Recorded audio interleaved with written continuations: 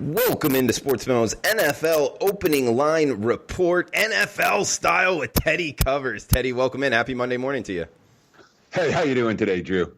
I'm doing good, man. We got Monday Nighter, and then we're breaking down the full NFL card for week 7, Teddy, in the NFL? Is that it? Yeah, the college football season's half over. The NFL's, reached almost at the halfway point. It's time, Yeah, where does the time go, man? But, man, we got an NFC division battle here up north in Lambeau Field. 45.5, 3.5. The Packers laying at home. There is a 3 out there at Penny. No, excuse me, that's gone. It's 3 at Chris minus juice, but 3.5 everywhere else. That's the Packers laying at home in tonight's Monday Nighter. You got any quick thoughts before we get to the opening line report?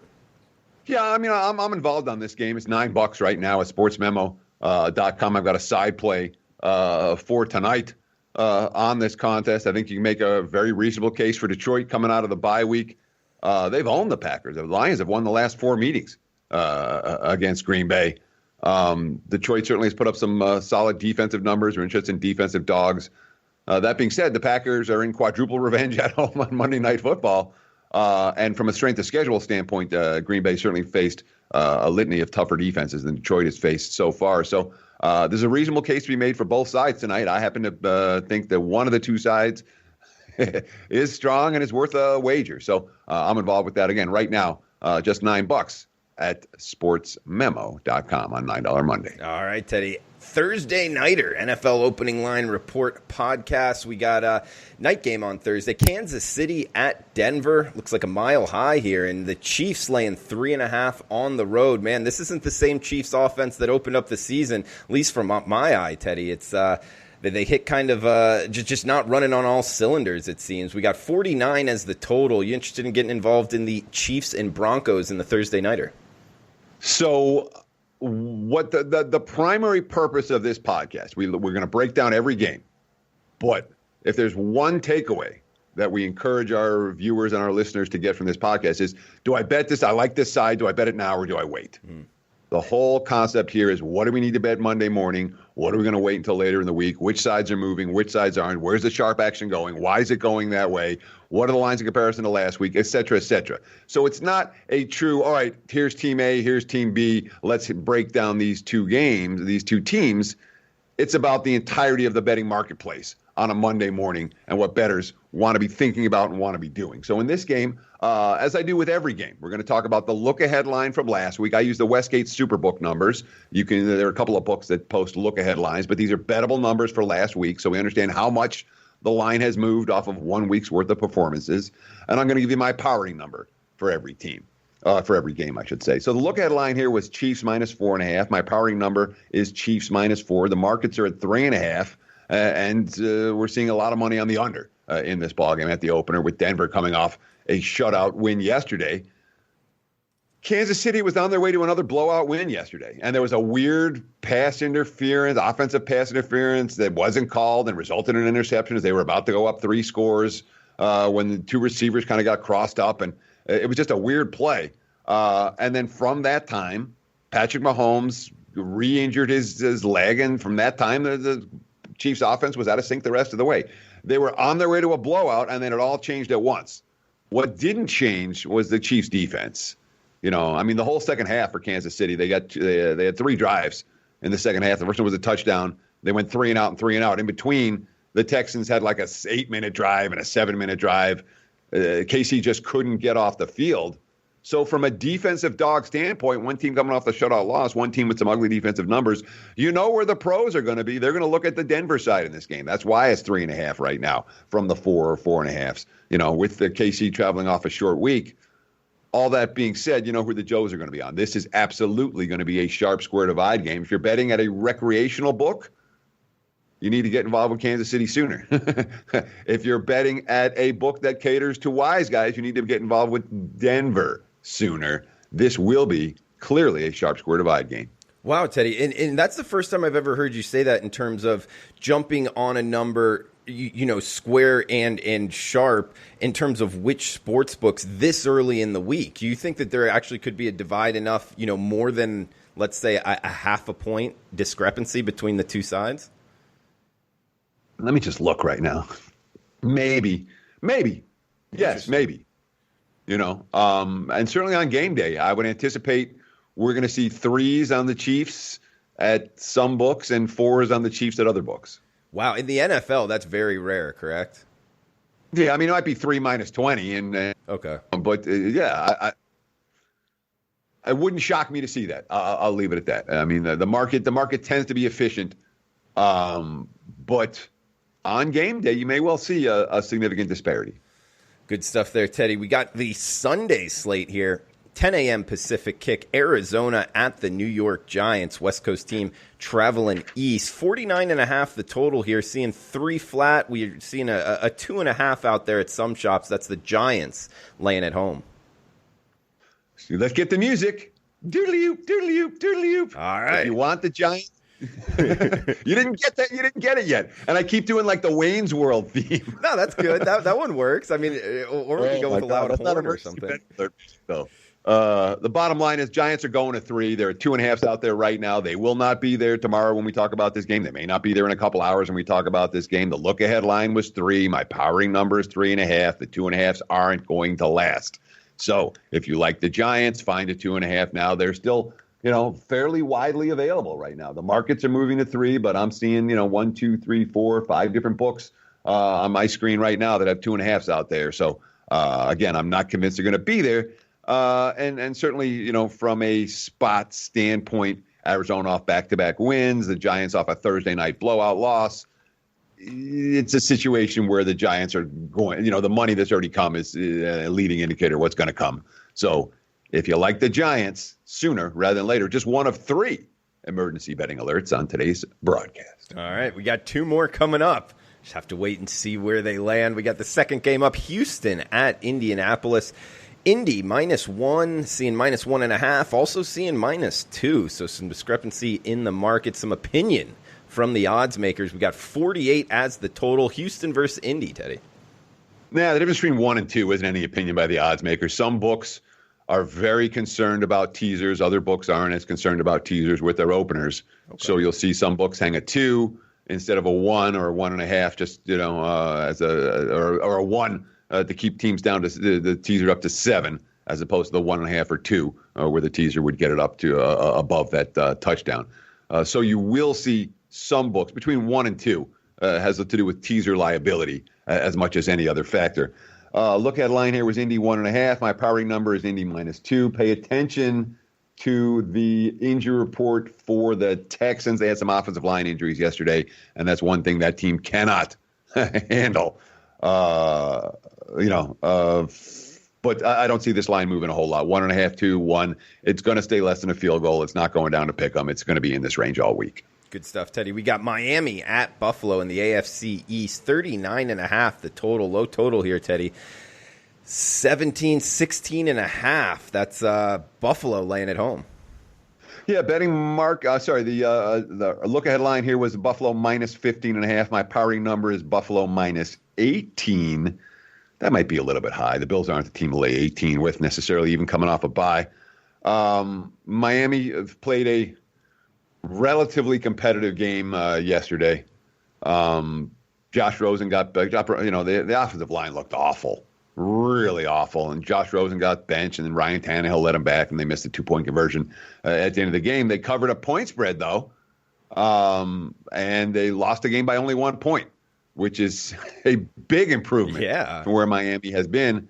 That being said, the Dolphins brought a lot more defensively than I expected yesterday, flat out. I haven't seen the defense play that well this season, but in terms of where this number is going, Miami's not going to be a team that people are backing.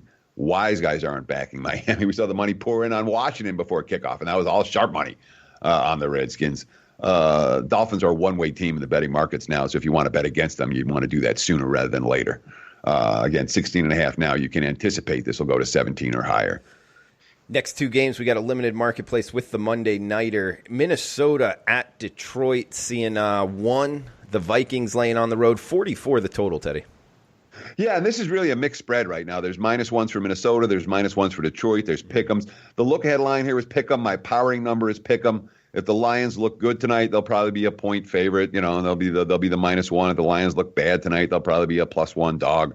But I don't necessarily think that, even if the Lions lose 49-0 or win 49-0, Detroit's not coming 3. Okay. This line's not coming 3 either way. So as for the second one, look ahead line was Packers -7. My powering number is Packers -6.5. And the markets are moving to 6.5 right now. There were mostly 7s that I saw. Now there's more 6.5.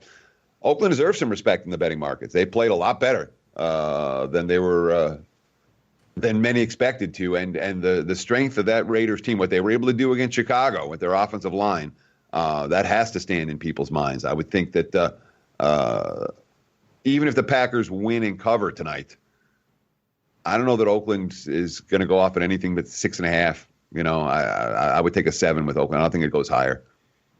And Teddy mentioned it before. We got $9 Monday at sportsmemo.com. All the plays, even 5% plays for later in the week that are out right now. Every play discounted to just $9. Great day to check out the website, $9 Monday on sportsmemo.com. This is also the NFL Opening Line Report podcast. We'll be doing this each and every Monday throughout the NFL season with Teddy Covers. Feel free to reach out on Twitter at sportsmemo with any questions you want answered on the podcast. Keeping in mind, we're going to hit every game anyway, but any outside questions that you'd like to ask Teddy or myself, feel free to reach out on Twitter at Sports Memo. We also got the coupon code TEDDY29. That's TEDDY 29 at checkout. Will give you Teddy Covers 3-day all access at sportsmemo.com for just $29, less than $10 a day. You can use that today. Coupon code TEDDY29 at checkout. Teddy, next game up, we got Jacksonville at Cincinnati.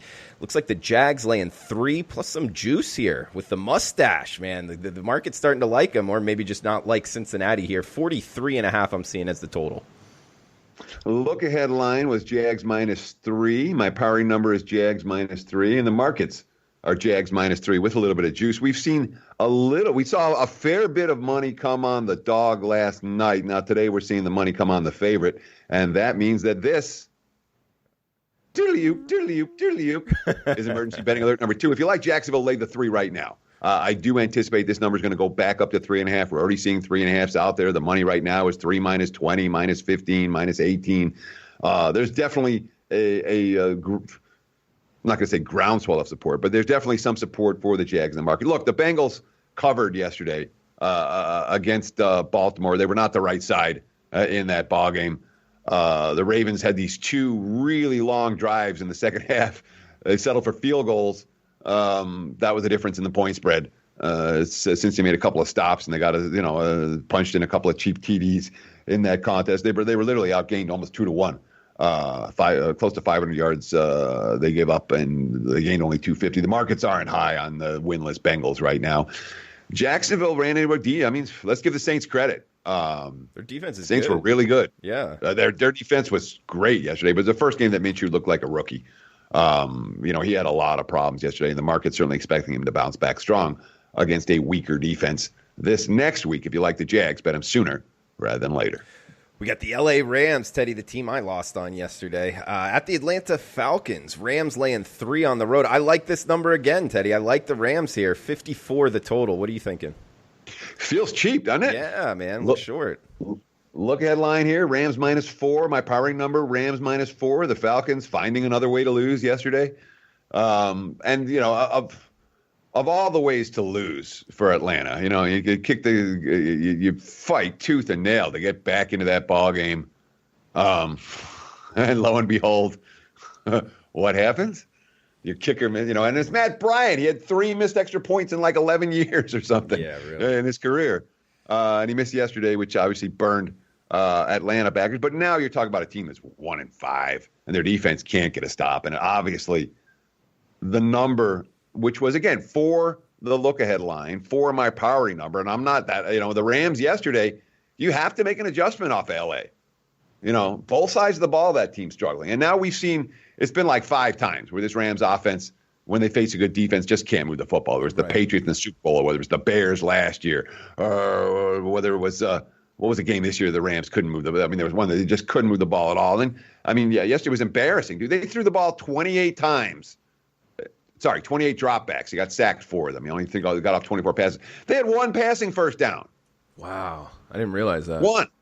You know, Goff is lost right now, and McVay is the quarterback whisperer. Is you know, so maybe Atlanta's defense is the defense that gets them right. But the issues with the Falcons are very clear and very public. The issues with the Rams maybe a little quieter, but there's, you know, it's the first 3-game losing streak of the McVay era. It was the mother of all spot plays yesterday. They got out to the early lead, and that was it. Mm-hmm. And that game ended for the Rams when they went for it on 3rd and 4th down from the 1-yard line. Couldn't punch in either time. The game was over after that. That was it. They did nothing the rest of the way, and that's a concern when you go on the highway, you know, even against a struggling team like Atlanta. That being said, the only way the money can come here is to the Rams. No one's betting the Falcons. They bet the Falcons last week again. But I haven't seen any indication that it's going to be real money coming on L.A. Nothing yet. I'll put it that way. So there's no emergency here if you like the Rams. That being said, let's like the Rams locking at 3.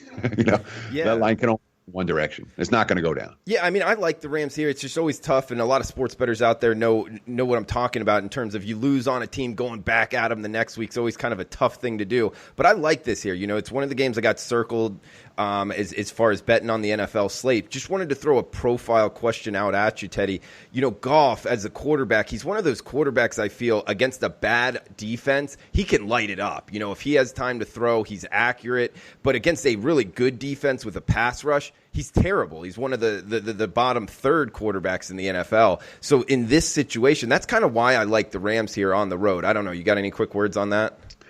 It's absolutely the type of spot where if the Rams offense is any good, they should get to, you know, 4 touchdowns or more in this game. Okay. All right. The question is the Rams offense any good? Well, I mean, what's changed that much from last year? The offensive line stinks right now, and Goff has happy feet, and the receiver. I mean, where's their playmakers and wide receiver this year? Yeah, I don't know. I mean, I got 3 different factors for LA. You know, the offensive line play is way down from where it was a year ago. The quarterback play is way down from where it was a year ago, and the receiver play is way down from where it was a year ago. That's significant. Yeah. No, you're right. Those are big. And the other thing is that now there's a clear blue plan. You know, there's a blueprint on how to shut down LA, and the better defensive coaches are figuring it out.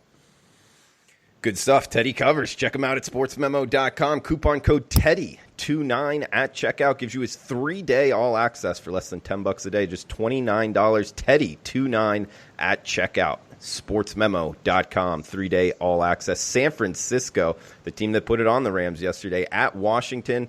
Man, laying doubles on the road, Teddy. -10. There is a 9.5 out there. 42 the total. Yeah, it's not a Niner spot.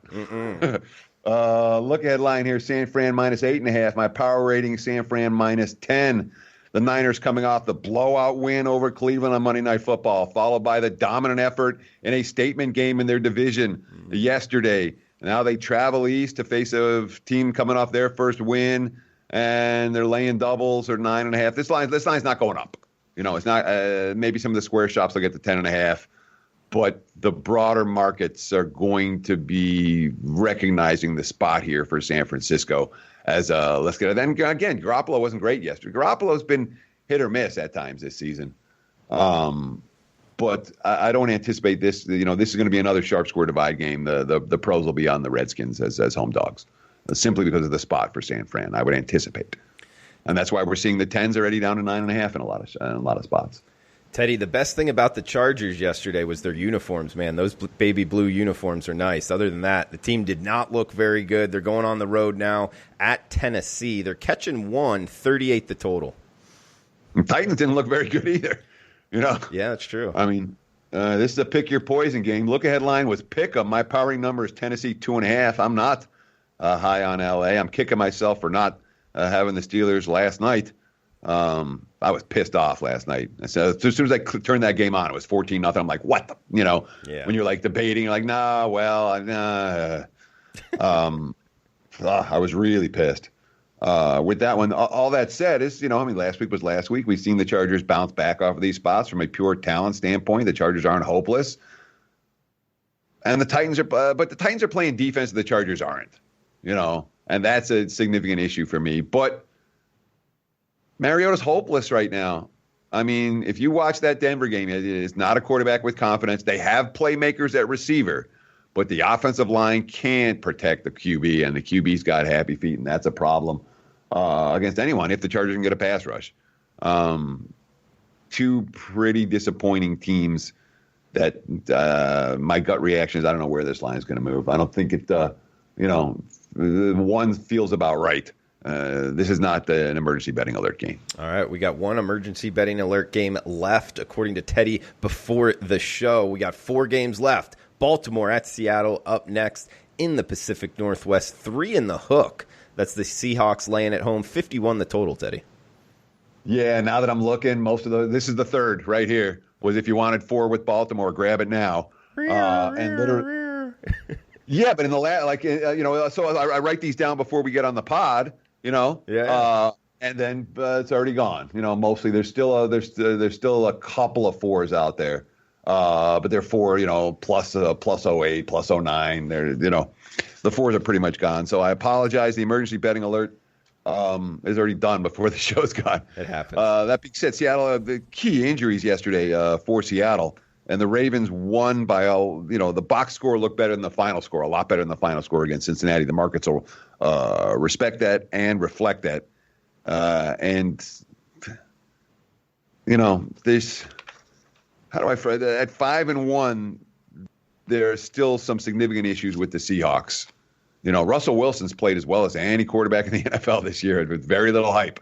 If you ask me, at week 6, I might make him the MVP right now. Seattle's without Russell Wilson, they a 1 or 2 win team. Yeah, not. He's at this playing moment, good ball. He's playing incredible ball. But around him, there are some issues with Seattle that have yet to be fully exploited. Baltimore might be the team to do that. The market's already showing that. Look ahead line here with Seattle -4. My powering number, Seattle -4.5. Those are disappearing, as I mentioned, very quickly. If you like the Ravens, you may still find a +4 when this podcast gets released, but unfortunately, they are no longer widely available. Next game up, Teddy, 2 good defenses here, and we're seeing it in the total, sub 40, 38.5 being the total between the New Orleans Saints and the Chicago Bears. We're seeing the Bears laying 3 is some juice at Soldier Field. Yeah, look at line here at the Westgate was 3. My powering number is Chicago -2.5. And look, I mean, I understand the Saints offense is not anywhere close to being the same without Drew Brees behind center. And Bridgewater has been, he had the one good game against Tampa, but a lot of it's been game management. Saints defense is winning games right now. The Saints defense beat Dallas by themselves. They won against Jacksonville pretty much by themselves. That's not good news for anyone that has under 10.5 Saints wins in their pocket, unfortunately. But it's the defense has really impressed the hell out of me. And I mean, the Bears offense has had their fair share of problems. So, Chicago coming off the bye.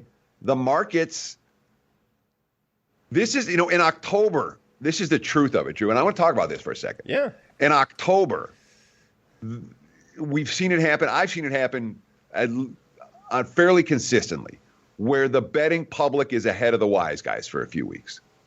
Because the wise guys are betting what teams are supposed to be, and the betting public is betting what teams actually are. And in October, teams are what they are. We've seen the Bears, that offense isn't good. Last time we saw Chicago, their defense got gashed. That's a concern. New Orleans is this team that the wise guys seem to say, well, they don't have Bridgewater, therefore they're not any good. Or they don't have Breeze, therefore they're not any good. And all they do is winning and covering and winning tight games and covering and playing good football. Sean Payton's play calling has been brilliant during this span. So the broader markets are still looking at New Orleans and saying, well, this team's at least a field goal worse than they were with Breeze, or 4 points or 5. But they're not. They're not. The one right cut that I made this last, I was seriously considering the Jags. And I'm like, you know what? I'm just not stepping in front of this Saints team again. And I'm glad I didn't, and I'm not going to step in front of them here. But the broader markets will. The wise guys will continue to step in front of New Orleans. They don't have that problem that you're talking about where they back a team one week and it loses, or they fade a team one week and it loses. They'll come back the next week and the next week and the next, because they're only answering to themselves. They don't have to answer to, they're not here getting questions and saying, hey, what the hell are you doing? Having mad clients. They say, my number says you're supposed to take, the bet against the Saints this week. They'll bet against the Saints this week and the next week and the week after and the week after. They continue to do that. Chicago off the bye is going to be the popular wise guy choice this week. This, too, likely to be a sharp score divide game. Teddy covers on why the wise guys might be behind in the month of October in the NFL. Good stuff there from Teddy Covers. We got Philadelphia at Dallas. The Cowboys laying 3 in Jerry's World. 49 the total Sunday Night Football here, Teddy. Look ahead line here, Dallas 2.5. My powering number, Dallas 2.5. The markets are at 3, mostly 3 even money, 3 plus money. This line is going to bounce 2.5, 3 all week. It'll depend somewhat on the Eagles injury report. That secondary looked pretty rough yesterday. And the pass rush, the strength of the Eagles is supposed to be on the defensive line. And that pass rush has been hit or miss. They got blown off the line of scrimmage. They were never in that game at Minnesota yesterday. And some of it was funkiness. And, they went for it on 4th down a couple times and tried that fake field goal before halftime and had a bunch of things go wrong. But defensively, the Eagles' defense is problematic right now. Their whole defense is predicated on getting a pass rush to protect their secondary. And the pass rush isn't there. And the secondary is injury riddled. So markets will reflect that. And, of course, Jason Garrett's job on the line again. For the 50,000th time. And again, Dallas, everyone's like, oh, what was wrong with Dallas yesterday? The Jets are a lot better with Sam Darnold, and Dallas came out and they made mistakes. They looked flat. They didn't look hopeless. They're not awful. Again, 2.5, 3, it's going to stay in this range all week. I don't anticipate a significant move here. One game left, guys, and Teddy Covers Monday, each and every Monday throughout NFL season. We got the Opening Line Report podcast, also simulcast on the YouTube channel. Check that out as well. We got video now of the podcast, but podcast is the original form, and we got the coupon code TEDDY29 at checkout, sportsmemo.com. Get his 3-day all access for just $29. Quick look ahead towards the Monday Nighter, Teddy. We'll also hit on it quickly at the top of the next Opening Line Report next Monday. But we got New England at the New York Jets, AFC East rivalry here. 9.5, that's what the Patriots laying on the road as we speak. 42 the total. There was no look-ahead line for this game. They wouldn't put up a look-ahead line in a game they didn't know if Darnold was going to play, and Darnold wasn't announced until later in the week. My powering number has New England 11, and I'm fairly high on the Jets. These teams played just a couple of weeks ago was 31-0 until the Jets had the 2 cheapest touchdowns you'll ever get and actually covered the number in that contest. The Jets are a very different team with Sam Darnold than without him. And you heard the quotes. If you read some of those post-game quotes yesterday, I haven't. The funny stuff about Luke Falk, the quarterback that was cut. This guy started and then got cut. Luke, when you have a team that cannot throw the football at all, and then all of a sudden you get a quarterback who can throw the football, it's a big boost. And the Jets off that win, it's a big boost for that team. That being said, you can anticipate where the public money's going to go when the Jets play the Patriots. It's not going to be on the Jets. If you like New England, not going to hurt you to grab a 9.5 right now. I don't think that line is going to come down any more than that. Teddy, great podcast. As always, NFL Opening Line Report. I got one quick follow-up question for you. It's a philosophical question because I don't think we'll be able to talk Luke Falk here for quite some time. There's one thing I remember when he left college at Washington State.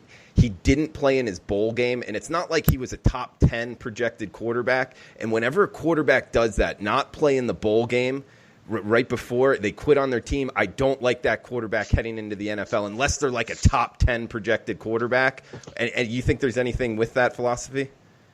No. Things are changing now. 10 years ago, 5 years ago, maybe even, Now, players understand that they need to do what they, we're not talking about small financial decisions. We're talking about the difference between getting drafted and not getting drafted is hundreds of thousands of dollars. The difference between getting drafted in the first round and getting drafted in the The fifth round is millions of dollars.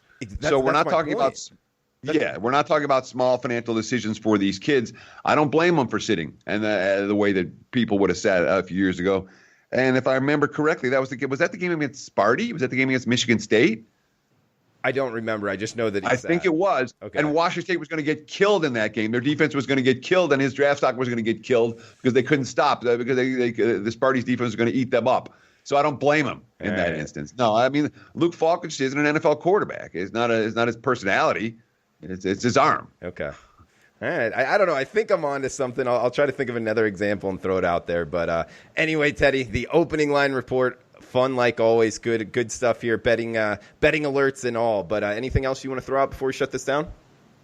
No. Hey, guys, thanks for watching. Thanks for listening. Really appreciate you taking the time out of your busy day to spend with Drew and I. And we'll do it again later in the week when it comes to college football. And we'll do it again next Monday with another opening line report in the NFL. Well said, Teddy. Well done. Check them out at sportsmemo.com. Coupon code Teddy29 at checkout. 3-day all access. Sportsmemo.com. We'll have Teddy on Thursday. College football, every game on the board podcast. Guys, best of luck with your bets. We'll talk tomorrow.